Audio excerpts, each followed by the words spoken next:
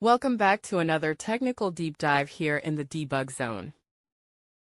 Today, we're tackling a big question and breaking it down with insights from other users. Hopefully, this clears up some misconceptions and helps you get the answer you need.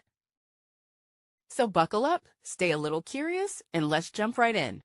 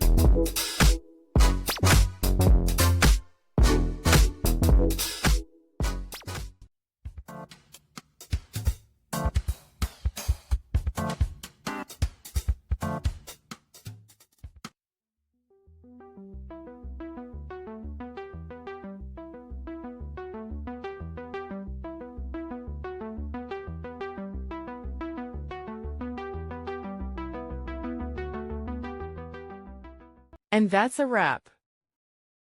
I hope you found the answer you were looking for. If you did, take a second to hit that subscribe button. It really helps out. And let me know in the comments which solution worked best for you. See you next time in the debug zone.